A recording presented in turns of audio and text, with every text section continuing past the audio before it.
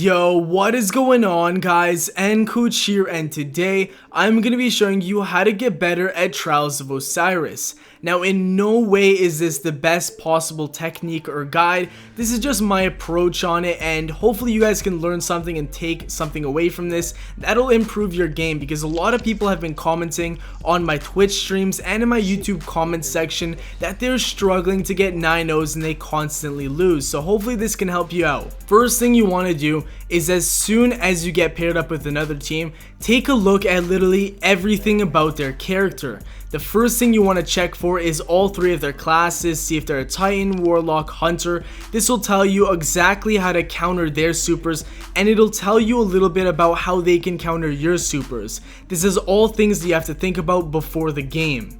So let's say, for example, I'm an Arc Blade Hunter and I see that the other team is using 3 Striker Titans.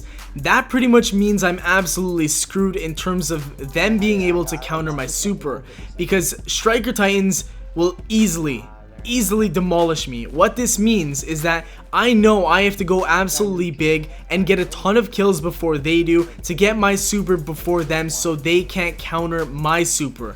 These are all subtle but very important things to consider, because it means that I have to use my super instead of in the last round to something close to the second or third round. Next thing is an absolute necessity, but I feel like a lot of people that I come up versus don't actually remember to do this, and that is to make sure that 2 members of your fire team have fast res items equipped. This can be the Light Beyond Nemesis for Warlocks or the Crest of Alpha Lupe for the Hunter or Titan. Again, you don't need 3, just 2 items, because there's only 3 total players on your fire team. Next thing is not a requirement by all means, but it's something that I recommend you do, and that is to not have 3 shotguns equipped or 3 snipers equipped at the same time. Having a very balanced team is very key to winning in Trials of Osiris. If all 3 of you have a shotgun equipped, you're limiting yourself to very close range encounters. If all 3 of you have snipers, you're limiting yourself to very far range encounters. So this is not very good, because if you're facing a very well balanced team, they're going to be able to kill you from multiple different distances and angles, while you'll be handicapped at only a certain range. Don't do it, guys. Probably the most important thing on this list would have to be having a dedicated playmaker. You can't just spawn in every single round and just decide what you're gonna do and kind of, change your mind halfway through. Some of you go here, some of you go there, just kind of try killing all of them. That's not the way to play Trials at all. You have to be a lot more strategic than that.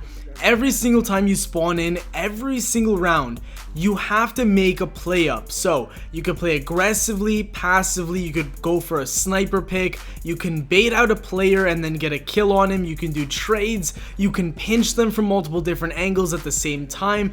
There's just so many ways you could play this game, and you can also decide which heavy to go for. So really, that is the most important part, I would say, having that one very good communicator that'll let you guys know where to go, what to do every single round. Because if you just spawn in and you decide to run one way, some people go this way and just try killing everyone, you're not gonna end up winning consistently. The next thing that I really don't like, and it frustrates me very often, is when teammates or enemies decide breaking off from their teammates whenever they're in pretty much a guaranteed situation.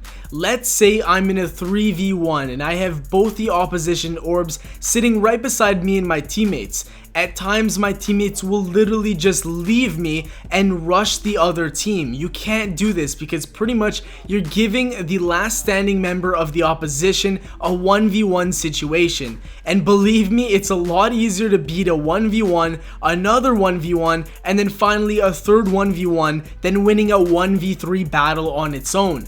Winning a 1v3 is honestly super clutch. The odds of it happening are terrible unless you have a super. So if you're in a situation where you have the orbs beside you, you can either camp them out as a team or rush them at a team. Never do anything by yourself. Do not play greedy in Trials of Osiris.